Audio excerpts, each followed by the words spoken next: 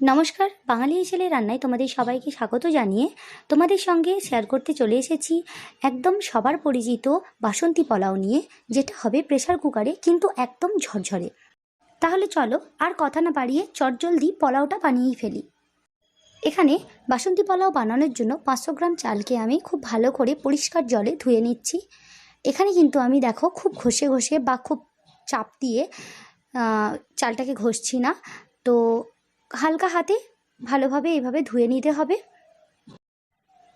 তারপর চালটাকে ভালো করে ছেঁকে নিতে হবে যাতে এতে জল না থাকে, এবং এভাবে ছেঁকে কিছুক্ষণ রেখে দেব যাতে চালের সমস্ত জলটা ঝরে যায়। চালটা থেকে সমস্ত জলটা ঝরে যাওয়ার পর চালটাকে কিন্তু আমি একটা পাত্রের মধ্যে ভালোভাবে মিলে রাখবো 10 মিনিট, যাতে করে চালে থাকা যে ভিজে ভাবটা সেটা সম্পূর্ণরূপে শুকনো হয়ে যায়। আর এই সময়ে 4 টুকরো আদা ও 2টো কাঁচা লঙ্কা, যেটা বাসন্তী পোলাওয়ে দিতে হবে পরবর্তী সময়ে, সেটা আমি বেটে রাখছি। চালটা সম্পূর্ণ শুকনো হয়ে গেছে। এতে ঘি মেশানোর আগে আমি তোমাদের সঙ্গে কিন্তু একটা টিপস শেয়ার করতে চাইবো অবশ্যই। সেটা হলো, ঘিটাকে ডাইরেক্ট চালের মধ্যে না দিয়ে ঘিটাকে আমি এইভাবে গলিয়ে নিচ্ছি, অর্থাৎ পাতলা করে নিচ্ছি, এবং হলুদটাকে এই ঘিয়ের মধ্যে দিয়ে দিচ্ছি।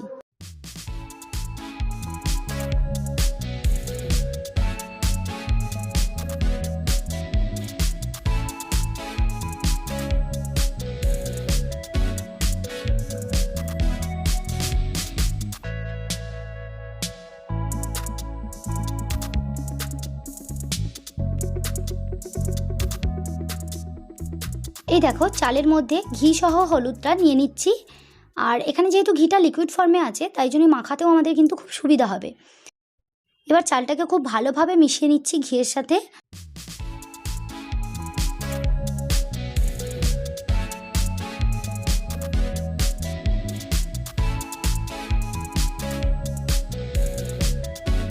আর তারপর আমি এতে অ্যাড করছি আদা ও কাঁচা লঙ্কা বাটাটা, যেটা আমি আগেই বেটেছি, তোমাদেরকে বলেছি যে 4 টুকরো আদা ও কাঁচা লঙ্কা আমি বেটে নিচ্ছি, তো সেই আদা বাটাটাই আমি এখন ব্যবহার করছি। এতে আমি এবার দিয়ে দিচ্ছি 1 চামচ লঙ্কার গুঁড়ো, ঝালটা যে যেমন খাবে সেই অনুযায়ী দেবে। আর তার সাথে দিচ্ছি গরম মশলার গুঁড়ো 1 চামচ। কেউ চাইলে মার্কেট থেকে কিনে নিয়ে গরম মশলার গুঁড়ো ব্যবহার করতে পারে, কিন্তু আমি বাড়িতে বানানো পছন্দ করি, তাই বাড়িতেই বানিয়েছি। আর গরম মশলা গুঁড়োর বদলে কেউ যদি বিরিয়ানি মশলা দিতে চায় সেটাও দিতে পারে। এবার এই সমস্ত মশলাগুলোকে খুব ভালোভাবে চালের সাথে মিশিয়ে নিচ্ছি। এটা মাখানো হয়ে গেলে কিছুক্ষণের জন্য সাইডে রাখছি। আর একটা কড়াই নিচ্ছি এবং সেটাকে খুব ভালো করে গরম করে এতে অল্প পরিমাণ তেল দিয়ে দিচ্ছি। কেউ চাইলে এখানে তেলের বদলে ঘিও ব্যবহার করতে পারে। এটা গরম হয়ে গেছে। এবার আমি এতে কয়েক টুকরো তেজপাতা দিয়ে দিচ্ছি। এরপরেতে দিয়ে দিচ্ছি 3টে দারচিনি ও 4 থেকে 5টা লবঙ্গ ও 4 থেকে 5টা এলাচ।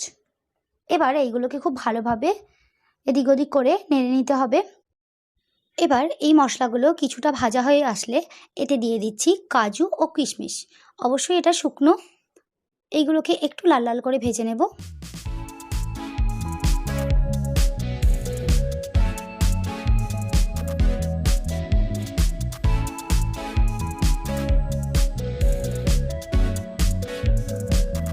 এই দেখো কাজুগুলো মোটামুটি হালকা ব্রাউন কালার হয়ে গেছে, আর কিশমিশগুলো দেখো ফুলে উঠেছে কত সুন্দর। তো এগুলো মোটামুটি ভালোভাবেই ভাজা হয়ে গেছে। এবার এতে আমি চালটা অ্যাড করব।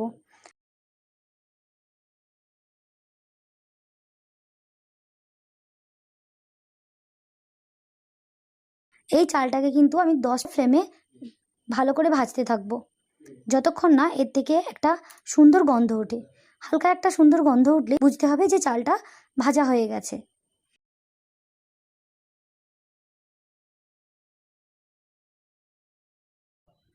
এই দেখো চালটা কিন্তু ভাজা হয়ে গেছে।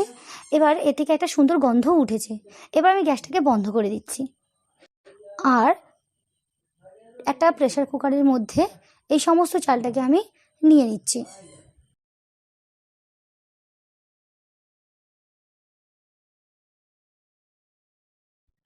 এবার জল দেওয়ার পালা। আর এই জলের পরিমাণটার ওপরেই কিন্তু রাইসটা নির্ভর করছে কতটা ঝরঝরে হবে। এই দেখো এখানে কিন্তু 500 গ্রাম চাল ছিল, তাই জল নিচ্ছি 900।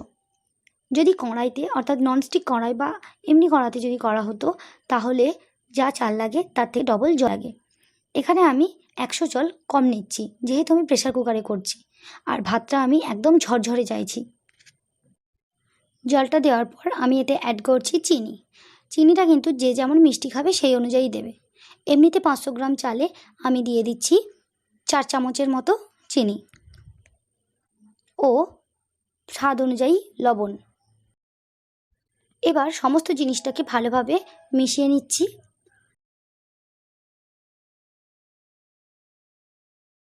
তারপর প্রেসার কুকারের ঢাকনাটা ভালো করে বন্ধ করে দিচ্ছি। এবার অপেক্ষা করার পালা। গ্যাসটা জ্বেলে যতক্ষণ না পর্যন্ত একটা সিটি উঠছে। এবার মনে হচ্ছে সিটিটা উঠে যাবে, দেখো হ্যাঁ সিটিটা উঠে গেছে।